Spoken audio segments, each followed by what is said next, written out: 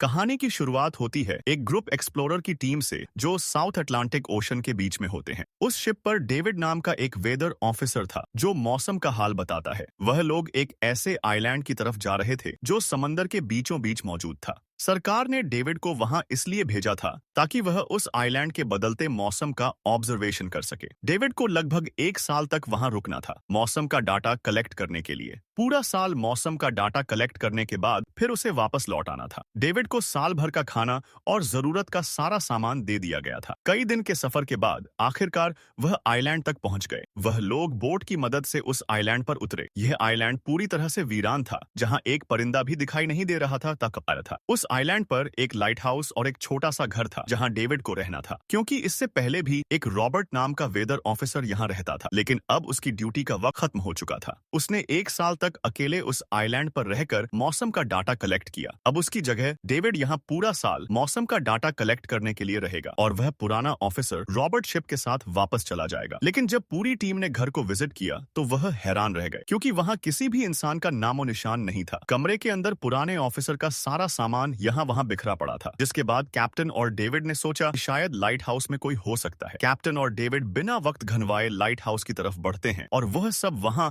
एक अजीब नजारा देखते हैं। वह देखते हैं कि पूरा लाइट हाउस तेज और नुकीले लकड़ियों से हुआ था, जैसे किसी ने जानबूझकर उसे बंद दिया हो ताकि कोई भी अंदर न जा सके। जिसके बाद कैप्टन और डेविड ने लाइट हाउस का गेट कई बार नॉक किया, लेकिन अंदर से कोई रिस्पॉन्स नहीं मिला। आखिर में उन्होंने गेट को जोर से धक्का दिया और अंदर घुस गए। लाइट हाउस के अंदर उन्हें एक आदमी मिला जिसका नाम ग्रूनर था। जब उन्होंने ग्रूनर से पुराने वेदर ऑफिसर रॉबर्ट के बारे में पूछा तो उसने जवाब दिया कि वह तो मर गया है। वह समंदर की तरफ गया लेकिन दोबारा कभी लौटकर वापस नहीं आया। ग्रूनर की बातें सुनकर डेविड और कैप्टन दोनों चौंक गए। ये सुनने के बाद कैप्टन ने डेविड से कहा, अगर औशिदमासी अब भी चाहो तो हमारे साथ वापस चल सकते हो। लेकिन डेविड ने वापस जाने से इनकार कर दिया। डेविड ने सोचा अगर वह सरकार को उस आइलैंड का एक्यूरेट वेदर रिपोर्ट दे पाया तो उसे काफी मोटी रकम मिल सकती है। जिसके बाद कैप्टन ने उसे एक गंदी खुद की प्रोटेक्शन के लिए और कैप्टन ने डेविड से कहा कि यह जगह मुझे सेफ नहीं दिखाई दे रही, अपना ख्याल रखना। इसके बाद उसे वहीं पर छोड़कर वह सब वापस चल दिए और अब यह दोबारा वापस 1 साल बाद आएंगे। कैप्टन के जाने के बाद डेविड ने घर को थोड़ा सेटल कर रहने के